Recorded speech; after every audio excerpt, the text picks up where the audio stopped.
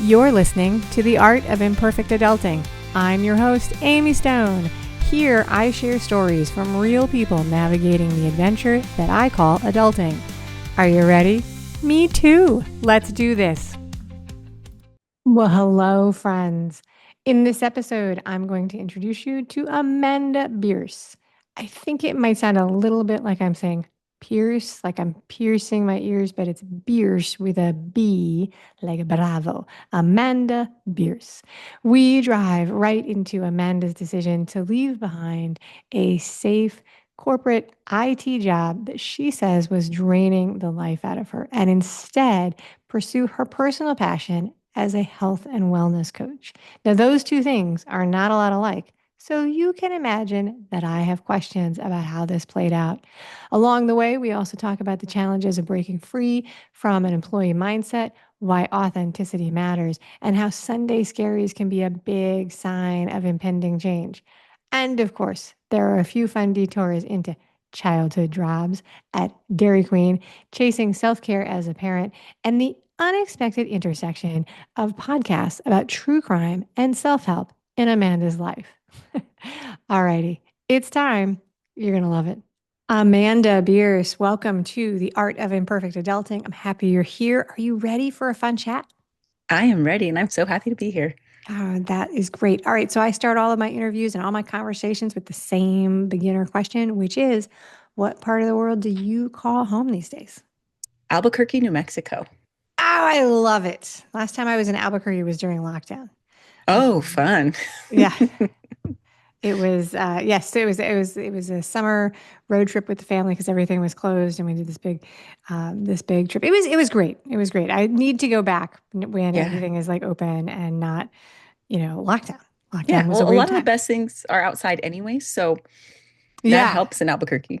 same. I'm in Florida, very similar. So much of our stuff is outside, and also we build everything inside out, probably similar to Albuquerque. We have a lot of outdoor hallways.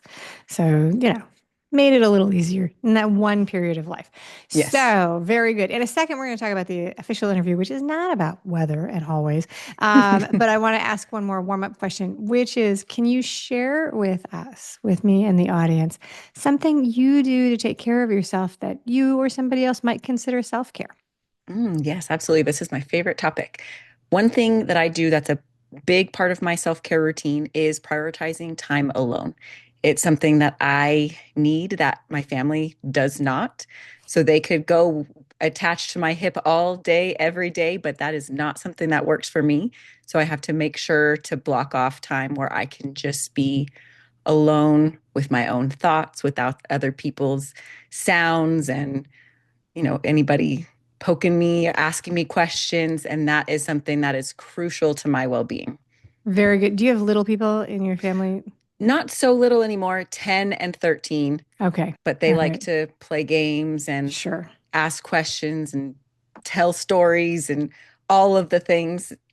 Yeah. No, I should have actually used the word young people, but yeah, there is, small humans are very high touch and high contact for a long time. A Yes, long time. It can be overwhelming. So the topic of the day, not young humans actually, but what we're going to talk about is how you decided to leave what you call a safe, in quotation marks, safe corporate job that you describe as draining the life out of you. Are you ready to talk about that today? I'm ready. All right, let's do it. So let's start with this. Can you tell us a little bit about what the job was? You don't have to give us like private details or throw anybody under the bus, but tell us a little bit about what the job or the career was. So the job was IT. I was kind of a middleman between clients and technical resources, kind of speaking both of the languages. I was in a position that was very reactive. So we were monitoring other people's networks. If there were issues, I was on the phone. I was constantly had to be watching my email, watching my phone calls in case if something went down. I had to respond so quickly for all of the things because everybody's network is what keeps their business up and making money. So we know that that's very important. Yeah, all right. So very good. So IT, real-time support, working for clients. When the clients say jump, you say how high. And Exactly. so how long had you been in this career, this sort of field? I had been in that sort of field about 8 years. It's a pretty long time. Yes. Pretty long time. And so, how did you find your way to that job? Was this something that you studied in school? Was it something that you intentionally mapped out that you either fell in love with at some point, or you read a brochure, or you saw a sign on a wall that said, "Come do this"? Like, how did you find your way to that? I always say that I think, back in the day when there used to be physical catalogs, that I must have just been like flipping through it. And I was like, oh, I'll do that because I have no idea why I decided to work in IT. I think I was not sure what I wanted to do and just figured I had to do something and went to school in IT. Now that I'm a more self aware human being, I think I would have realized right away that it was not the choice for me. But, 18, Yes. 19-year-old me was chugging along thinking this was what we had to do. That's a very valid description of the process we go through. So, like some people, so I've got four kids, two stepkids and two kids, and the youngest is a high school senior going to college next year. So, it is, and then I had my own experience, right? Some Hmm. people know from when they are little tiny munchkins what they want to do. Yep. Be an artist, they want to be a fashion model, they want to be a surgeon, they want to go to Mars, they know, Yep. right? I've always been envious of that. Right? Yes. And other people don't know. And then you do, like, not even, so now it's online, but it's still the Hmm. same kind of thing. You hit a point where they're like, what are you going to do while you're here? Yep. What are you going to study? What job are you training for? And so there definitely is the potential to select something that is a choice that, you don't know enough about to make a good choice. And I Hmm. think that we put a lot of pressure. This is a situation I cannot solve for the world. So this is a terrible thing to do, point out a problem with no solutions. But I think we put a lot of pressure on people to make what feels like a permanent decision at that point, which doesn't feel good. And then Hmm. I think if you fast forward 10 or 15 years, there's many, many people that are like, oh, wow, would have Yep. done that differently. Yep. Yeah. Exactly. How did I get here? What made me choose that? Yeah, Mhm. absolutely. And some of those are more dramatic than others. Oh, yeah. All right. So, when one of my kids was little, she did this thing really little. Teacher did a thing where she made a prediction for what all the kids in her graduating preschool Oh. group would be when they grew up. It was adorable. It was absolutely adorable. I remember nobody's except for my own kids, of course, but it was super hilarious. What, if anything, did you think you were going to be? If I had run into you when you were like 8, 9, 10, and said, "Hey, what do you want to be when you grow up?" What would you have said? Probably something like a firefighter or something like that. Straight up tomboy. That was my way of thinking, which might have been a better fit. Not real great at sitting still behind a desk. So why I thought that a job where I could had to sit still behind a desk every day was it for me. Again, questionable. All right. So, and was security and safety like a driver in choosing like a first job out of school? Like, was it appealing? Did it seem like a thing that like this is a stable job, it's respected? Yes, I kind of vaguely remember, no offense, mom, a little nudge from my mom saying, these people at my work are making a lot of money and they're really in high demand. And then it was like, okay, well, here we Yes. go. I can remember the time when IT and network security, I mean, maybe that's still true. Like it's still, it is a very popular job with a Yes. lot of demand, but those things, things can change pretty rapidly when you're not paying Hmm. attention and can be caught off guard. All right. So we already know, because that was the hook at the front. We know that you left the job. But before we talk about leaving the job, I want to back up and just kind of paint the scenario. Was there anything that you did like about this study path, this career, the daily grind of the job? Were there things that you did enjoy and did like about it? I think the biggest thing that I liked was a steady paycheck. Okay. I liked that very much. I can't say there was a lot that I loved about the job. I had some great coworkers, but I also had Okay. some not great coworkers.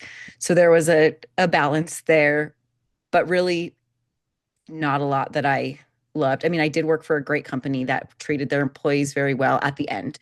Um, it took a while to get there. There was one that was really rough before that, that probably even put a really bad taste in my mouth around the whole situation. but not a lot that I loved. I'm not going to lie.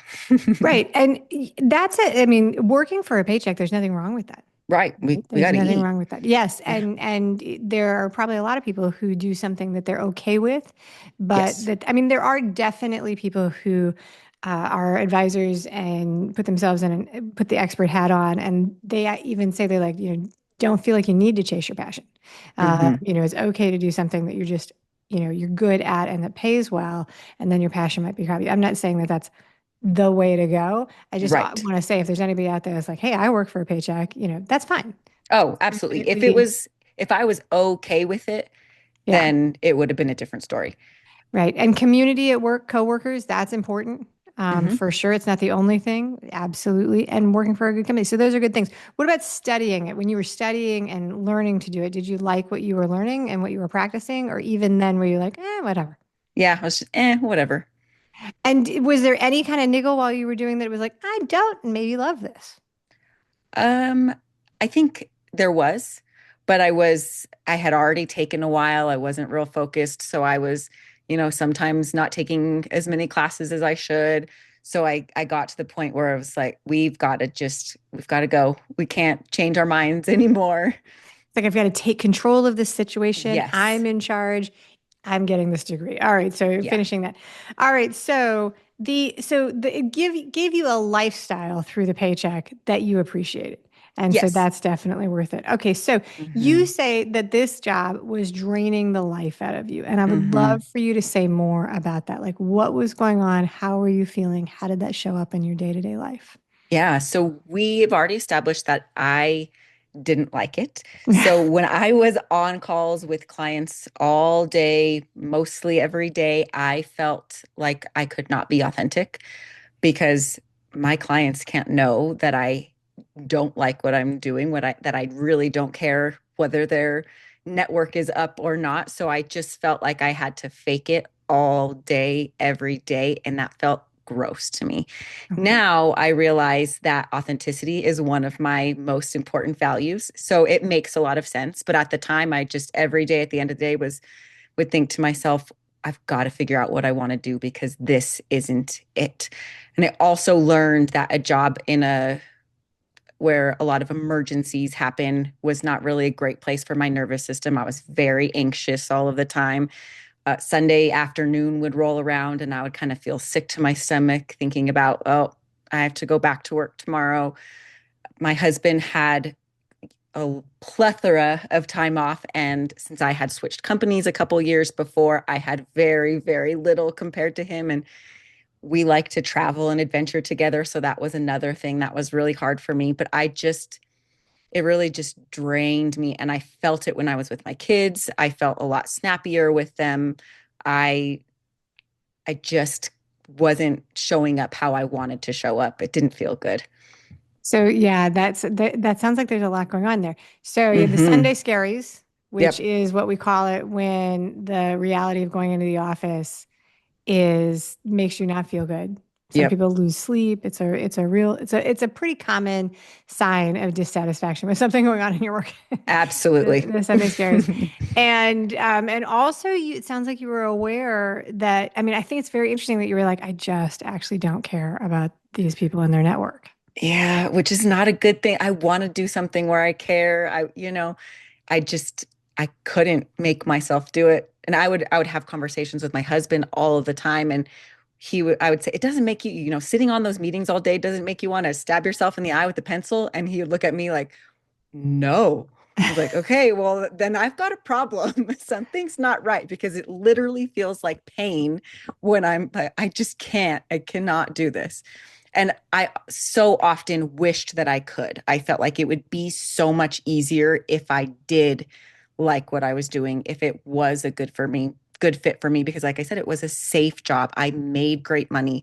It was something that I could have continued doing through retirement, but it was not good for my quality of life. It was not good for my kids' quality of life. It was just not Yeah. it. So there's probably people listening who wonder why you couldn't just compartmentalize it and move through it. Not me. I'm not wondering that, but I think it's worth. throwing that out there because, it's not like you don't present as if you are like a mean person. You've actually gone on to go into another business that works with clients and, involves empathy and things. Absolutely. What do you think the difference was? Because you mentioned before that you understood and it's very important, these outages for people, and that was highly critical. Do you have any sense of why there was that disconnect where you're like, no, I don't, this is not important to me? I really don't know. I think there was just so many different layers of things that I was dissatisfied with that I just couldn't get there. And I spent so many hours wishing and trying to compartmentalize, and I couldn't for And whatever so reason. And so it bled over into your interactions with your family Hmm. and your happiness outside of work. All Yeah, right. and really my So, overall well-being, I wasn't sleeping well. I mean, I was never a great sleeper until, maybe 5 years ago, but I would dream about work. I would it was just I felt like I couldn't get away from it. what are some of the other, like, before you took this job, like when you were a kid, did you have what are some of the other like starter jobs that you had? I worked at Dairy Queen was my first job.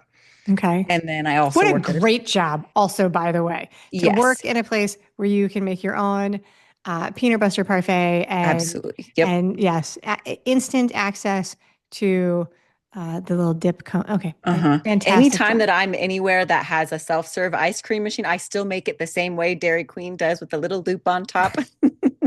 I love that so much. We did Dairy Queen. Probably not everybody has Dairy Queen in their family, but we were tried and true Dairy Queen family in my house. It's like if it's like every once in a while we're like we'll go. We have a drive-through Dairy Queen Yes. nearby us, and they even have a happy hour. So which is Oh. like so funny. You can go and get like I'm going to mess up all of the prices and things like that, but you can get like a cone for like 79 cents if you Oh, come like before between like 2 and 4 or whatever. It's oh, it's I'm there. like Yeah.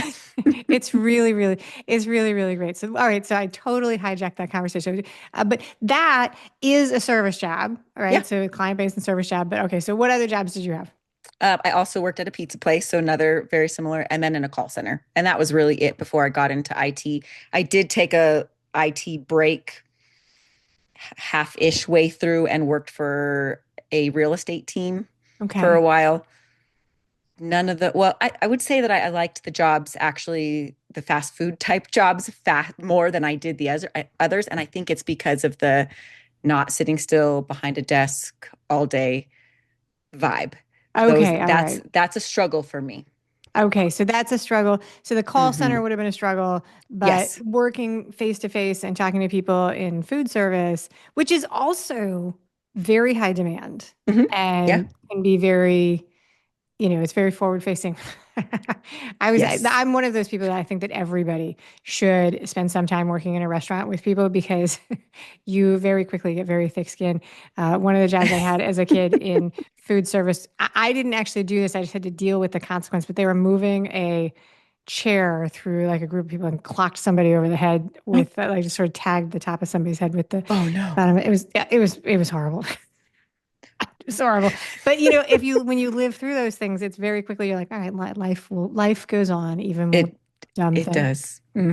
Exactly. So, all right. So it's a very specific sort of scenario where you're like, wow, this is not bringing me life. This is not bringing me joy. All right. Hmm. So I'm lucky enough, I get to talk to all kinds of people about career changes in different ways. They happen in a million different ways. Sometimes Hmm. companies will close, they'll be downsizing.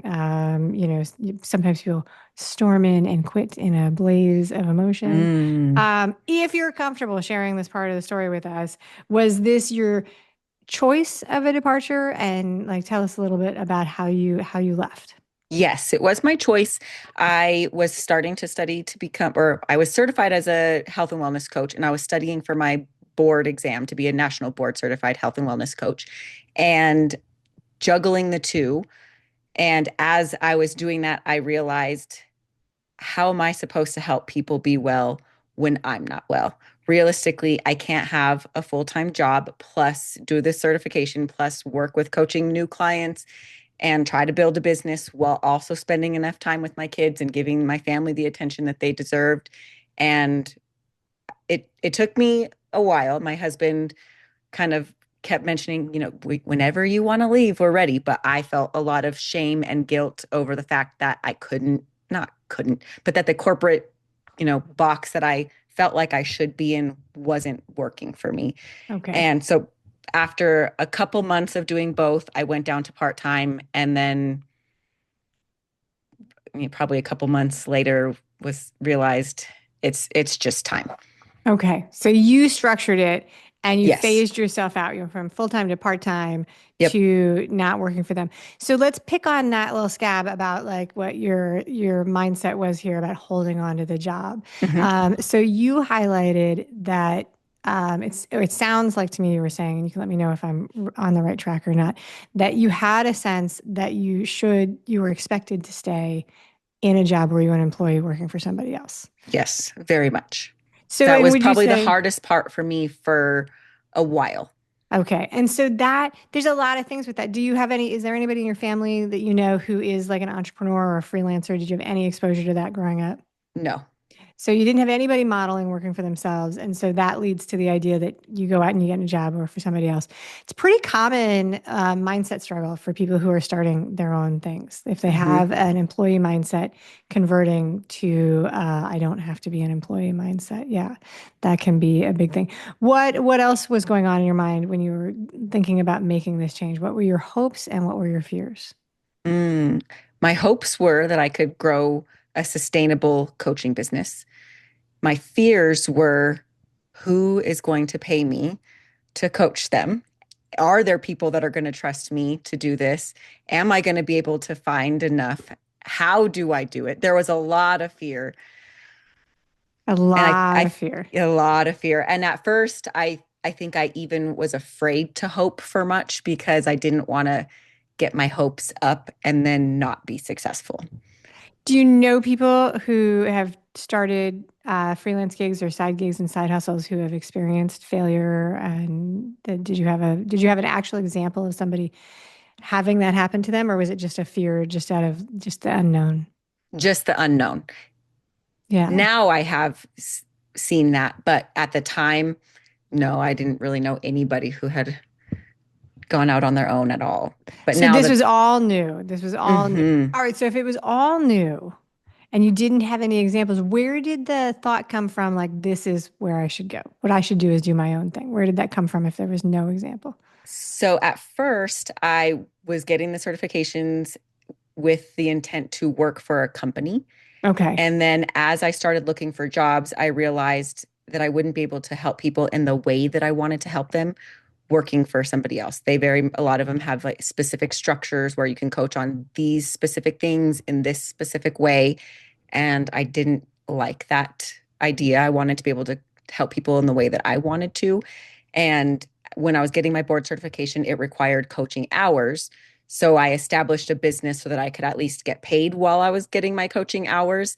And then just kind of went from there. I gave myself a little test window. I'll try it on my own for 6 months and then see what happens. And here we are almost 3.5 years later. Okay, so that was one of the questions I was going to ask was about the timeline. So Hmm. you've been doing this for 3.5 years. All right. So, um, what was the like? Let's talk about health and wellness in you as a person, like not the job, not anything, but before, like as a kid and when you were in college, just in your life as a wife, a mom, a woman, a human being. What is your own personal relationship and attraction to concepts of health and wellness? Because it's like not Mm, built into IT. no. As a kid, I was pretty healthy, very active, always had a well balanced diet. I mean, as you know, with the exception of chicken nuggets every now and then whenever I could talk my mom into it. As a young adult, I fell off of that and kind of had a chunk where I wasn't moving my body, wasn't eating well. And then when my daughter was born, she's 13, I had a kind of light bulb moment of I don't want her to grow up with this version of me. I want to go back to that version of me who was moving my body all the time and felt good in my skin and all of that. And that stemmed the beginning of my health and wellness journey. And Now I think of wellness very differently. At the beginning, I thought of it only as the way we feed ourselves and the way we exercise. And now I know that there's so much more than that. And I really incorporate that in my business of how can we truly take care of ourselves. Those areas are, of course, very important, Yeah. but there's so much more. The way we sleep. Are we checking in with ourselves? What are some small, easy ways that we can take care of ourselves throughout our workday? Just so much more than those big pieces that we see and hear about all the time. But there's all of these little things Right. that are so important as well. Yeah, no, that's a really, so there's a couple things that you brought up that I'll touch on. One is I think it's really interesting. There's a saying in the coaching, mentorship, self-help world, which is like, a lot of us are our own first client. Like we start with our personal experience, Mm-hmm. right? That's what drives us Mm-hmm. into at least, the training. And then maybe we go on and make it a business. Sounds like that's true for you, that Yes. you were drawn to it because you were curious about it for yourself, Mm-hmm. and going from there. Then the other thing is that it's really interesting when it comes to, and I'll use the word health and not wellness. And when I talk about this, health often gets mixed up with size and weight, Mm-hmm. specifically for women. And Yep. that's a really nuanced and varied conversation. But one of the things that I think probably does hold some weight is that people tend to sometimes start the process of transformation with what they're unhappy about, Mm-hmm. something they know they don't like. And so, as a starting point, it's not necessarily the worst place to start when you're like, I'm unhappy with how my body feels in my clothes. I'm unhappy Mm-hmm. with how my body feels in how I'm moving through the day. And often the only framework we have for that is the scale. Mm, yeah. Yeah. Yep. Yeah. Yes. That's a tricky one. It is. I I don't love the obsession with the scale.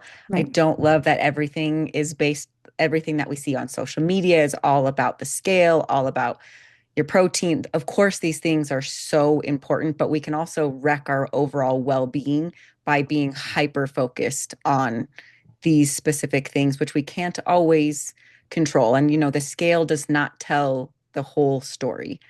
Even my multi-function scale that wants to tell me all the data points, it probably doesn't have all the details. Yeah, no, so Yep. I'm 51, and when you turn 50, social media figures out that you're 50, and it tells you like every third piece of information is like you should be eating 100 grams of protein a day and drinking a gallon of Hmm. water. And I'm like, hey, did I become a fitness model when I like not fitness Hmm. model in terms of like fashion model, but like physique? Like I was like, Yep. did I step into that world when I wasn't paying attention? It's like Hmm. I'm not sure that every 50-year-old needs to be eating 100 grams of protein. Maybe, I don't know. Like I'm just like, wow, that is a really, really specific data point. Yeah. And it's And there's tricky no, because, oh, sorry. yeah, no, go on, go on. Oh, I was just going to say it's tricky because, I've through this journey had a lot of different things that I've tried and experimented with and, done the macro counting and all of these things. And when I was in the smallest version of me was definitely not when I was the happiest or the most well. I was going to a birthday party and then feeling guilty that I ate a piece of pizza and shared a cupcake with my kid. I was thinking about what I could eat tomorrow so that I didn't ruin things over the week. Like there was a constant thought process of that. And then, when weight fluctuated, which it does, especially for women, there I would be upset with myself or mad with myself. And now I, eat to nourish myself, eat to in a way that feels good without overly restricting. And, I've gained a little bit of weight in that process, but I feel overall so much more well. So that's a hard one for me is that It obsession is, yeah. with the scale because it's not magically going to make you happy. It may not magically make you happy, and which is not to say that people shouldn't push for a physique that they find Right. beautiful or that they Hmm. enjoy, because Yeah. but at the same time, the other thing that you hit on there that is a known, but we tend to ignore it, is that thin is not the same as healthy, Right. and or small. Let's say small is not the same as healthy. It can be Hmm. other things, and correspondingly, there's some, there's size. Size is not the end indicator for a lot of things, which is simultaneously true with sometimes size is an indicator of things that are not good, right? Yep. Like, so they go Yep. together. It's not an absolute data point. Yeah. So, all right. So 3.5 years ago, you start making this change. You start by pursuing a training certification and learning all about the things. You're on your own journey. You start Hmm. working with clients. What did people in your life, going back to when you were working in IT and you're beginning to think about, I'm going to get training for health and wellness. Hmm. What did people in your life think about this decision? Like, when did you tell them? And when you told them, how did they react? I told them as I started my first certification, which was just like a little baby certification. And I think they all looked at me a little bit like I was crazy, even though they knew that health and wellness was something that was very important to me. And then when I decided to leave my corporate job, I think there was a lot of shock. Not nobody really said anything upfront to me about it, but I would not be surprised if between them and their spouses, if there was a lot of, oh my gosh, what is she doing? Well, or maybe even some bets about how long it took me to go back to my corporate job. Fair enough. Fair enough. So did you feel pressure to make it work and not go back? Yes, but I don't know that it was more internal pressure because I knew what it felt like to go back or to be there, and I didn't want to go back to that. Yeah. Once, many, many years ago, when I was in my 20s, I was working in an office and we were the company was going through a stressful time and we were just like living through it as one does when you're an employee. And I Hmm. remember one of my coworkers came into work and he's like, I had a dream that I had to go back to the retail job I Oh, had before I got there. And it's just, when you have a job, retail's tough, especially in the yes. holidays and things like that. And there are people who love retail and it's a great job, but it can be tough. And I still remember this person was like, I had a dream that this fell apart and I had to go back to where this is how long ago this was. It was a video store. I had to go back to retail and a video rental store. So anyway, all right. So you shared with us that you phased out of Hmm. the job that you had very slowly. But talk to us about how you felt emotionally. Were you all in on the idea of health and wellness coaching? Like, when did that happen? When did you become more and more confident and aware that this was something that meant enough to you that you wanted to make this full time? Once I started consistently working with clients and I, felt their change, felt how excited they were when things were working, really saw that and felt the energy from those interactions, that's when I was all in. That is very rewarding to me. So now that is really interesting. So you did not feel that's like a closing of a loop. That's like you're co-creating something with the journey and then you're Yep. experiencing it with the client on the other side. You did not get that feeling or experience with the IT clients that you were working with. No, I wish I did, but no. It- But you might have when you were working in a restaurant because like you serve the meal, yeah. you're there, you see them enjoy it or hate it or whatever, but it Hmm. closes. That's an Yep. interesting thing. Just a food for thought that might have been one of the things that was driving you bazonkers. Yeah. So, all right. So, and then this a linear path? Was it off to the races the minute you started? Everything, clients were knocking at the door, success, success, success, or were there challenges and reservations as you leaned more into working into yourself? Mm. It, I started off pretty strong, but my first year was still nerve-wracking for me because I didn't know the seasons, how, what there naturally are months that are slower for this sort of thing. So the first year it was kind of like, oh my gosh, I had clients and now I'm slow. Are they ever going to come back? Is this going to work?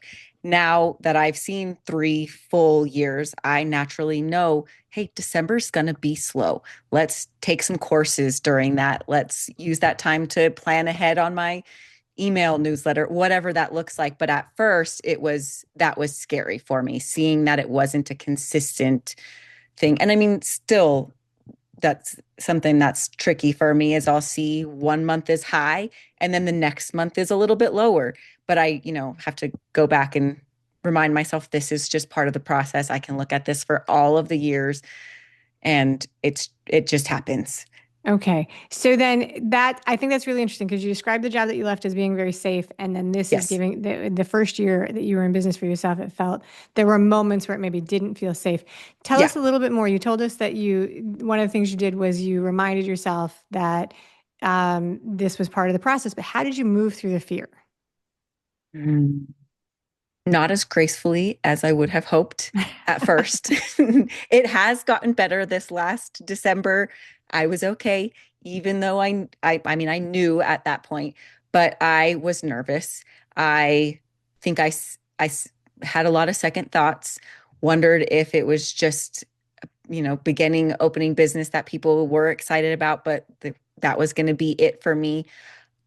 But just knowing that it was something that I enjoyed doing, I don't get the Sunday scaries anymore. That means a lot to me. I also have control over my schedule now, which is something that's very important. I can be at my kids' field trips. I can, pick them up from Right. school if I want to. All of those things are worth so much to me, and the work is so fulfilling. So it was, I think, just the enjoyment and how much I really like this and the quality of life changes for me that really kept me on the same track. All right, that's a beautiful answer. I really appreciate it. Okay, so today you are a health and wellness coach, as we I have am. said, right? You struck out. You went into business for yourself. Yay. All right. Um, so talk to us about like what we're gonna in a minute, we're gonna do the final questions. And so Okay. tell us specifically what you do, how you help people specifically, and how you want people to reach out to you after the episode, how they can find you and connect with you. All right. So I help professional women who are feeling overwhelmed, burnt out, tired of doing all of the things to slow down and find sustainable ways that they can take care of themselves every single day. All right. Very good. And so you have a special offer that you've made available for our audience, which is really great. And I want to thank you for this. You call this the stress reset, finding balance and self-care. Oh, you know what? I ask everybody about self-care, but I didn't notice until right now. I just, as I'm reading this, that you actually talk about self-care. That's great. Yes. Okay. So that was a good question for you. So you were offering 25% off of a session. And if you want to do that, there is a link in the show notes, and that goes anywhere you're listening to the podcast. It's on YouTube. The easiest way for the audience to get to the link is to be subscribed to the Imperfect Adulting email list, because then I send it direct to your email box and you just click on it. So if you are like so many people, you're listening to this podcast in the car, on the train, on the treadmill, no worries. Subscribe. We send it to you. Easy peasy. Thank you very much, Amanda, for that very generous offer. Tell us so your website is simplywellnesscoach.com. Yep. And the best way to find me is through my website and signing up for my newsletter.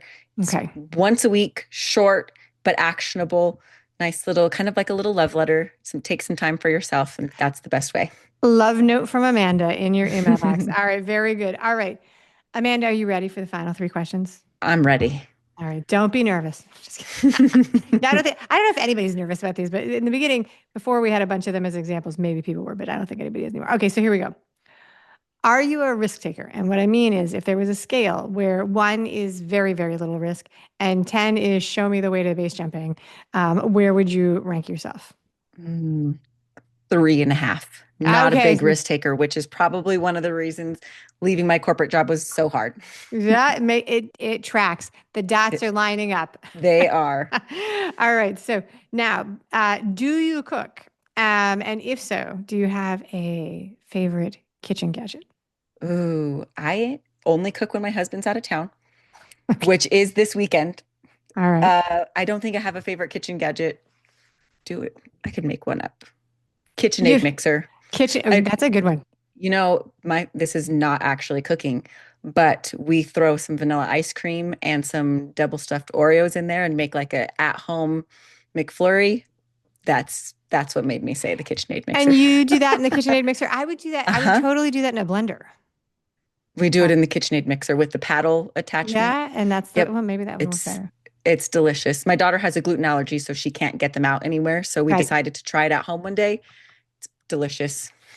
I did an interview recently about food allergies because we have a food allergy in the house. And Oh, as soon as you have one, you're like, well, we're going to make this at yep. home so that you can try it. And we don't have to worry about it, because Yeah. worrying about the food allergy in a restaurant is very stressful. Oh, exhausting, especially when it's a Yeah. kid and you want them to have all the fun things that everybody else wants to have. It's got to make it happen. Yeah, it's exhausting. Exhausting is the right word for it, because omnipresent in your mind. Mm-hmm. Like, so exactly.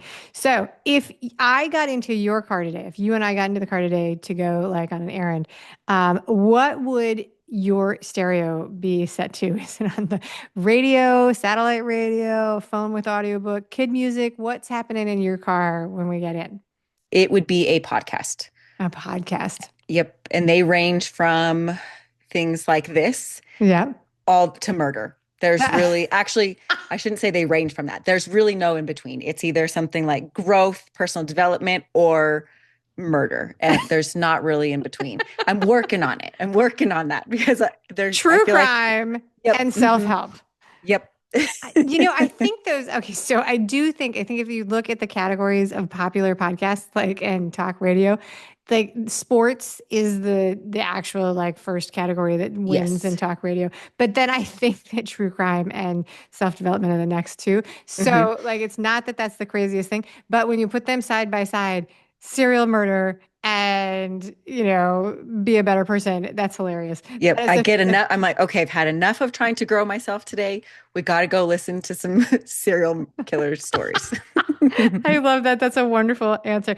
That's it. Amanda Bearce, thank you so much for being a wonderful guest today on the show. Thank you for having me. It was a blast. Thank you for listening today. I hope that you enjoy the show. And before I go, I want to encourage you to become a bigger part of the conversation. Obviously, subscribe wherever you're listening to the show. Listen to more episodes. That'd be great. Again, please write a review and tell your friends about the show. That truly is a great help for getting the show in front of new people. Okay, but more fun for you yourself, head over to imperfectadulting.com and join the email community. You'll get some free stuff right away, and that way you'll begin to get the emails about the podcast. This includes the links for the special offers from the guests, and it's the only way to get that. Also, if you aren't in the mood to listen, I actually include an article directly in those emails. Whee! Now, if you love this and you crave more time with me, Amy, as a coach, a mentor, or just adultier adult, numero uno, check out The Village. If you have a story you want to share with the listeners, I'd love to hear from you. I have an open application. Just let me know you want it. And that's a wrap for today. Until next time, remember, the journey is the destination. Ralph Waldo Emerson said that, not me. Well, until just now, I did just say it. But what I want you to hear today is that if your adulting journey isn't going the way you expected, that may not mean that you're lost. It may just mean that you're on your way. This is Amy Stone, signing off. The Imperfect Adulting Podcast is created and produced by Amy Stone and Amy Says So. Anything expressed on this show is offered as entertainment, and the views of the guests may not always represent the ideas and viewpoints of the host. That's me. Amy does not intend or hold herself out to provide professional advice or recommendations of any kind. In the end, you and you alone need to make those kinds of decisions based on your personal and individual situation, needs, circumstances, and comfort level.